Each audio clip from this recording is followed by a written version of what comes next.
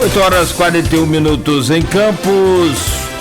Estamos de volta com o Folha no Ar, primeira edição. Hoje ouvindo o ex-presidente do Prev Campos, como ele já disse, né, deu o seu depoimento lá também na CPI do Prev Campos, que vai ser, né, vai ter hoje o seu relatório lido às 14 horas, o ex-secretário de Gestão Pública, conosco o André Oliveira. E nesse bloco, né, André, conforme já pautado aqui pelo Aloysio, a gente vai falar um pouco sobre política também, eleição em Campos, esse tabuleiro que não para de movimentar, já antecipado também por Aloysio Arnaldo aí no início do bloco, vários movimentos, esse fim de semana, para hoje, para amanhã, né? Enfim, sábado vai ter folha, aliás, amanhã, quarta-feira, tem folha impressa também nas bancas, né?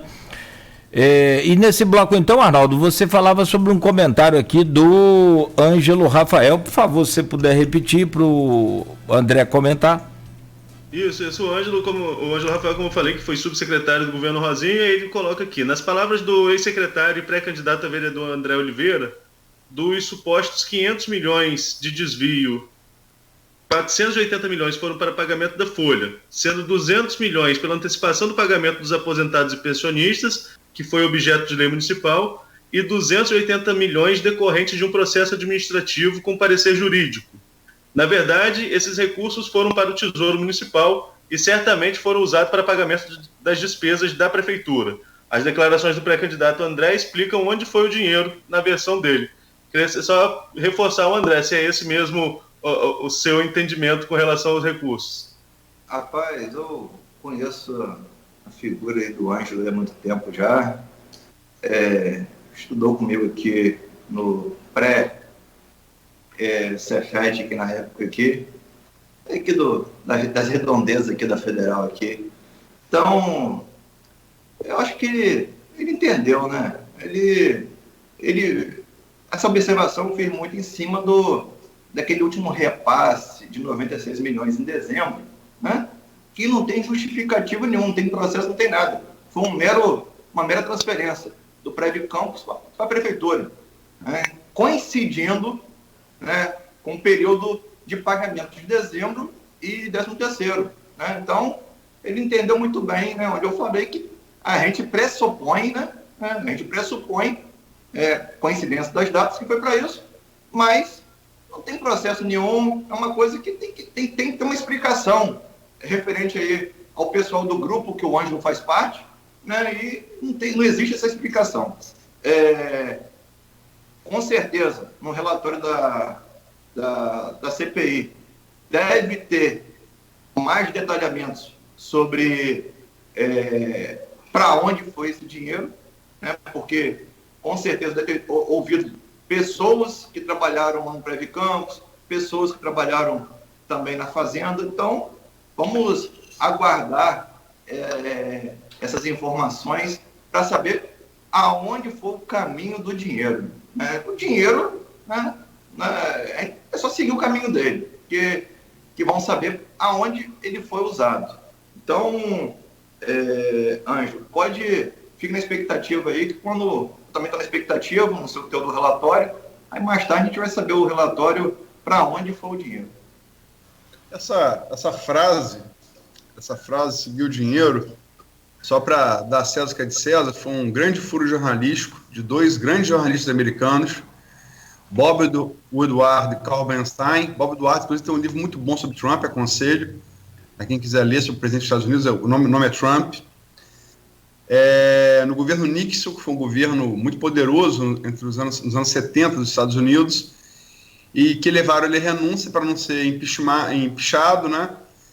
E que a fonte deles era tinha um filme pornô na época famoso chamado Deep Throat, Garganta Profunda, e era o pseudônimo dele. É o conselho que essa fonte dá para os dois jornalistas, né? Follow the money, né? Siga o dinheiro.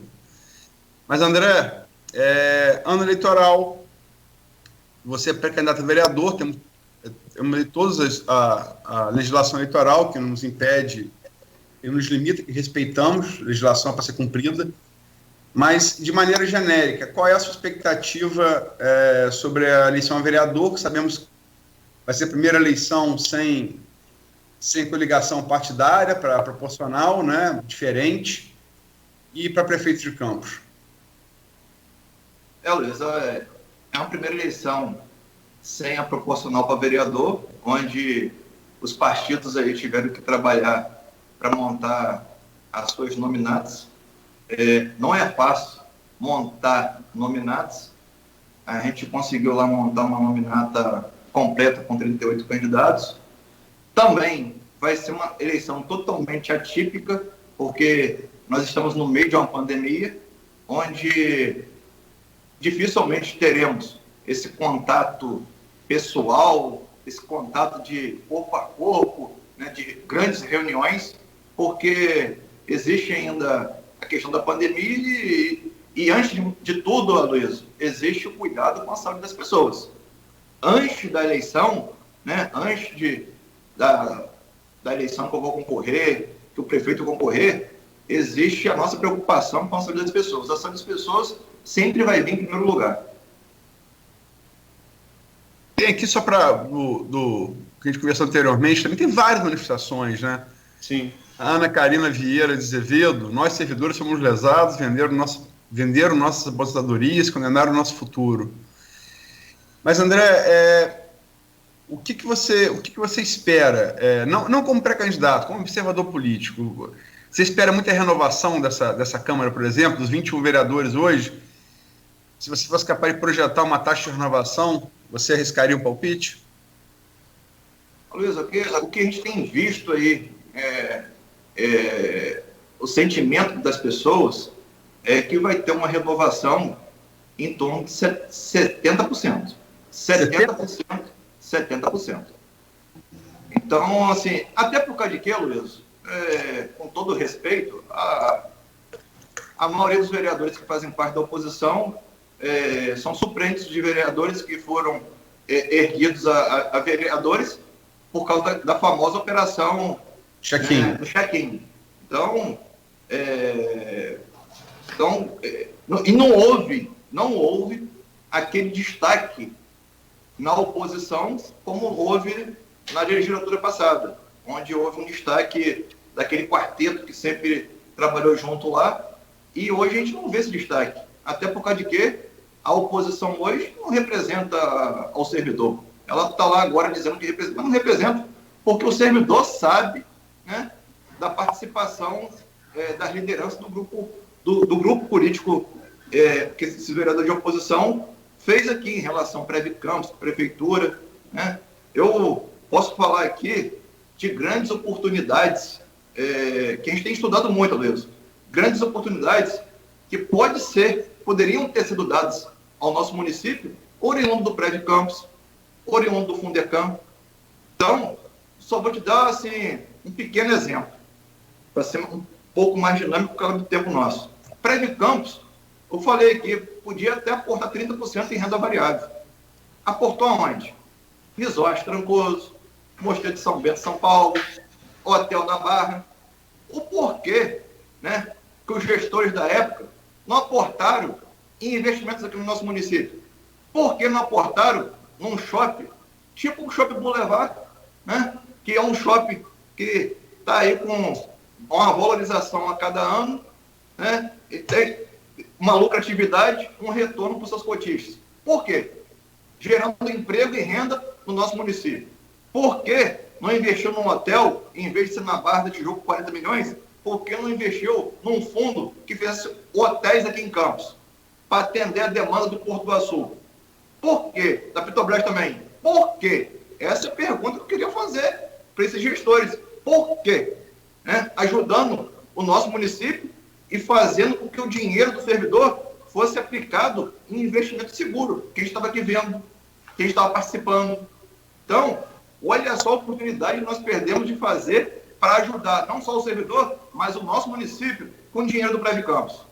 A mesma coisa, dinheiro do Fundecam. O Fundecam se emprestava 20 milhões, 30 milhões, uma pessoa só. Era muito melhor pegar 20 milhões e emprestar 10 mil a 20 mil pequenos produtores rurais. Estaríamos hoje com o agronegócio funcionando. Uma pessoa que pega 10 mil reais, Aloysio, para investir em hortaliças, que vem tudo do Espírito Santo, daqui a 40 dias, 50 dias, ela está tendo um retorno desse recurso. Ela está gerando emprego, renda no interior. O comércio de Morro do Coco, o comércio do Travessão, o comércio da Baixada, forte. As pessoas não precisavam vir para cá, para a área central. Então, olha a oportunidade que perdemos, né? E que hoje a recuperação dos 500 milhões que temos lá em relação ao Fundecam, o governo recuperou 5 milhões. Começou nessa linha que sempre tinha que ter tido o Fundecam, de emprestar 10 mil, 20 mil, até 50 mil. Mas perderam essas oportunidades no momento do boom do Reuters. E hoje tem que ser iniciado esse trabalho, como foi iniciado, e que é um trabalho de médio prazo, né? A retomada do nosso antigo SEASA, que é um outro passo importante para os produtores venderem seus produtos. Um SEASA, para quem não foi, ele funciona 24 horas, tem potencial de gerar 5 mil empregos, tem banco, restaurante, tudo lá. É um outro polo também que teria que ter sido impulsionado na época da fartura do Reuters, né? Mas, além de não dar para pagar aquelas despesas lá atrás, tanto não deu, Aloysio, que eles fizeram um empréstimo, a famosa venda do futuro. Então, se a gente perguntar aqui aos prefeitos e prefeitos da região como é que está sendo esses últimos 3 anos e meio em relação ao mesmo período dos governos que antecederam, eles vão falar em uma queda de receita enorme, numa grande dificuldade de administrar. Agora, pergunta a eles também se eles estivessem com menos 10% do ROI.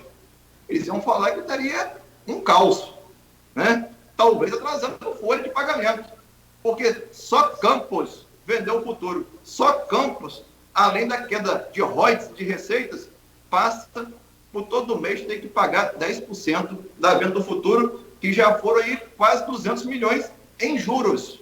Juros. Dinheiro que poderia estar aí no pagamento do RPA, no pagamento em dia, de todos os fornecedores, porque, como eu falei, o prefeito faz a escolha de Sofia. Ele prioriza sempre o salário. Mas existem também fornecedores hoje que não estão recebendo. Por causa de quê? Pela falta desse recurso. Então, a gente está aqui levantando situações como Prédio Campos, Fundecam, se tivessem bem geridos, estaria ajudando a impulsionar a nossa economia e deixar de a gente ser dependente do ROIT, que é um recurso finito que um dia ia acabar. Né? Veio com a canetada ele poderia ir embora a qualquer momento. E hoje, sem a canetada, ele está indo embora por conta da pandemia. Chegou o barril a 20 dólares. Então, é um negócio assim, que nunca poderíamos ficar nessa dependência. Infelizmente ficamos, e agora é um trabalho de médio prazo. E aí, Luiz, eu entendo perfeitamente as pessoas. Perfeitamente. Porque há 25 anos atrás, eu sou formado em administração aqui na Cândido Mendes, e há 25 anos atrás, na minha primeira aula, professor, também frequentador na nossa querida Atafona, Guilherme Quittete, professor de economia. Ele falou uma frase para mim na primeira aula minha, que me impactou muito. Eu guardei aquilo para a minha vida inteira até hoje. Que os recursos são escassos, mas as necessidades são ilimitadas. E hoje, as necessidades são ilimitadas e imediatas. Por isso que eu entendo as pessoas. As pessoas não entendem hoje que tem menos 900 milhões do que tinham lá atrás. E se lá atrás, eles com 2.300, 2.500 falavam que não dava para administrar, como é que eles querem administrar hoje o município com 1.600, sem pegar empréstimo? Como é que querem administrar? Não tem como. Então, hoje, administrar esse município, a partir de 2021, prefeito, seja ele o Rafael Diniz ou qualquer outro, vai ter que administrar problemas, vai ter que administrar situações onde a gente vai ter que tomar medidas, às vezes impopulares, às vezes não é aquilo que as pessoas querem. Por quê? Hoje nós temos uma receita que muito menor para o mesmo custeio da máquina. André, estamos 5 minutos, vou citar o nome dos pré-candidatos colocados a prefeito. Oi. Antes, eu podia só fazer uma pergunta sobre o partido dele, porque existe uma discussão aqui, sempre em rede social circula, de que o Avante, ele falou que tem uma nominata de 38 pré-candidatos a vereadores, incluindo ele, o Dr. Abdo Neme, que é vereador, já foi secretário de saúde, mas existe uma discussão de que o Avante poderia sair do grupo governista, do grupo Rafael Diniz, e cair nas mãos de pessoas ligadas ao grupo garotista. E isso impediria, inclusive, algumas pré-candidaturas, incluindo a do André. Como que está esse panorama? Como que está essa composição partidária? Você tem acompanhado, André? O Arnaldo tem acompanhado. Assim, essa situação é uma situação resolvida, bem tranquila. Faço contato permanente com a estadual e com a nacional. E qualquer um, se for ler o estatuto do Partido Avante, vai ver que no artigo 70, se não me engano, os municípios com mais de 200 mil eleitores, que é o caso de Campos, nós temos mais de 370 mil, as municipais terão que fazer as suas convenções de acordo com as recomendações da direção do Executivo Estadual, sob pena de ter a sua convenção anulada. Ou seja, quem decide em municípios com mais de 200 mil eleitores é a Executivo Estadual. E aqui no município, assim, já não saiu, está para sair a qualquer momento, o presidente do Avante em Campos é o doutor Abdo Neme. Então, é uma pessoa que está à frente do partido, está indo para o seu 5º mandato, tem 4 mandatos. Ele não iria colocar o nome dele num partido onde ele iria correr algum risco de não ser candidato. Então, essas coisas que lançam aí é só para tumultuar, né? Então, estou bem tranquilo em relação a isso, não só eu, como a nominata nossa lá, que é uma nominata de vários nomes novos, nomes do povo, que estão no gosto popular aí, que estão crescendo, e isso daí às vezes está incomodando algumas pessoas, mas em relação a isso está tudo tranquilo. Vamos lá, André, 2 palavras sobre cada nome que eu vou citar, por favor. Eu trouxe aí no domingo seleção, aquela coisa de Magalhães Pinto, né? Política nuvem. Você olha hoje, está dando maneira, olha amanhã tá de outro jeito. Mas se fosse hoje a eleição, o candidato não seria o candidato dos garotinhos não seria Vladimir, seria Fábio Ribeiro. Portanto, Fábio Ribeiro. O candidato tem que ter coragem, né? Em primeiro lugar. E não sei também se o Fábio Ribeiro vai ter a coragem de ser candidato. Porque a partir do momento que ele é candidato, ele vai virar vidraça, né? Então, ele fez parte desse grupo político do governo Garotinho. Também não sei se ele vai ter a coragem de ser candidato. Caio Viana. Caio Viana participou de 2 eleições, ainda precisa passar para a população um conteúdo, né, se mostrando que está preparado, coisa que eu ainda não consegui visualizar se ele está preparado para esse grande desafio, que é ser prefeito de Campos, ter que tomar atitudes corajosas, atitudes às vezes que vai trazer desgastes. Roberto Henrique. Roberto Henrique, político experiente, político que transitou por quase todos os governos, né, conhece os meandros da administração pública e que tem meu respeito. Alexandre Tadeu. Alexandre Tadeu é um bom apresentador, né?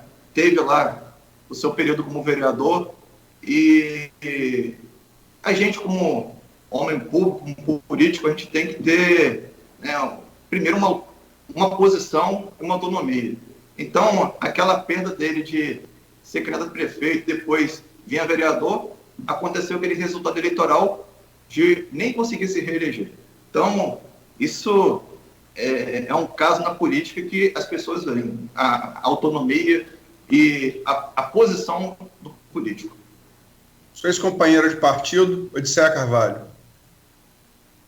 A militante histórica do movimento sindical, militante aguerrida, uma militante que teve a oportunidade de exercer um mandato de vereadora lá por 3 anos, 3 meses, oriundo daquela tragédia, daquela perda do vereador Renato Barbosa. E é uma figura aí bastante conhecida no meio sindical na luta pelos trabalhadores. Leslie Beethoven.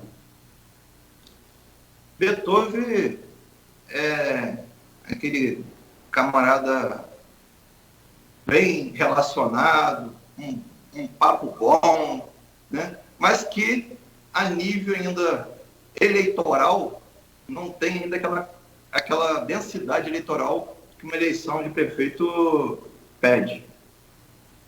Cláudio Rangel. Conheço muito pouco, praticamente nem conheço, não tenho como comentar sobre ele. Jonathan Paz. Também, mesma coisa, não conheço. O SD tá sem pré-candidato, tá muita incerteza. Mas vamos lá, doutora Cândida, Pedro Henrique, Igor Pereira. Olha, uma eleição de prefeito, Luiz, é uma coisa muito séria. As pessoas têm que ficar se preparando pelo menos com 1 ano de antecedência. Rodando esse município extenso de 4.000 km², dialogando com a CDL, a SIC, produtores rurais. Não dá para se criar uma candidatura faltando 1, 2 meses para o processo eleitoral. Então, é uma candidatura que... Pré-candidatura. Pré-candidatura, por favor. É uma pré-candidatura que já começa sem nenhum pré-planejamento. Porque as pessoas perguntam a elas já rodaram o município para dialogar com as pessoas. Não rodaram. Então, não dá para se decidir isso faltando 1 ou 2 meses para a convenção de um partido. Uma pré-candidatura a prefeito, né? De um município como o nosso porte, que tem diversos problemas para ser resolvidos. Como é que vai ser resolvido? Heber Silva. Heber Silva também é um político que teve um mandato lá atrás de deputado federal e, após isso, não conseguiu, sem o apoio daquele grupo que ele foi originário, né, que ele fazia parte, sucesso nas eleições subsequentes, mas é uma pessoa experiente, né, experimentada, mas que ainda não teve nenhuma experiência com a gestão pública. E deixei intencionalmente terminar com o prefeito Rafael Diniz, pré-candidato à reeleição, que você participou do governo dele, está numa nominata que Arnaldo aventou uma possibilidade, mas enfim, até esse momento, aí no Magalhães Pinto, né, a nuvem de hoje é que está na coligação dele. Rafael Diniz. Rafael Diniz, um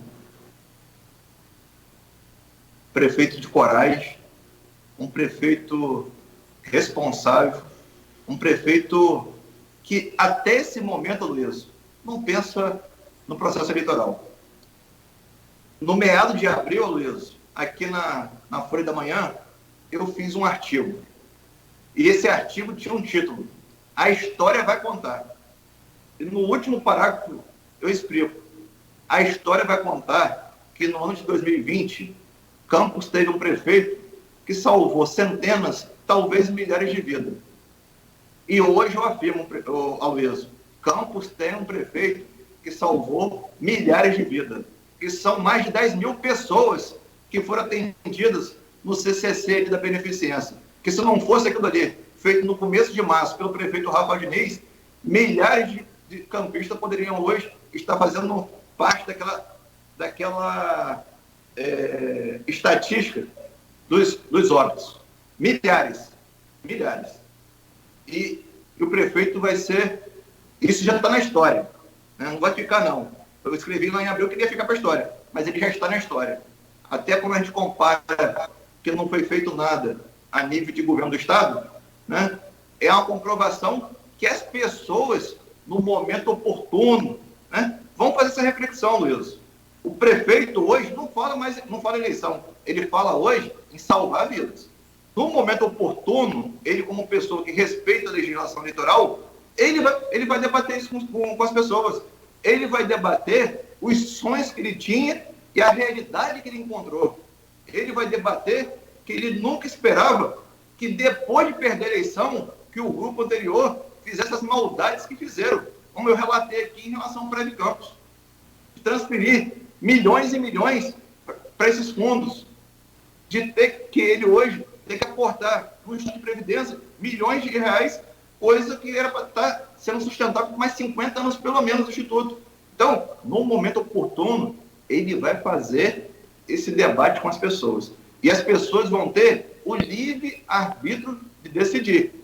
As pessoas lá, nós, a população, né, a humanidade lá atrás, fez uma escolha muito errada. Eu acho que hoje, na era das informações, da rede digital, social, as pessoas hoje conseguem ter informações para não ter que tomar aquela decisão errada que tomaram lá 2000 anos atrás, quando resolveram soltar Barrabás e crucificar Jesus. Perfeito. 9h07, então encerramos por aqui. Arnaldo Neto, Aloysio, tudo bem por vocês aí? Tranquilo?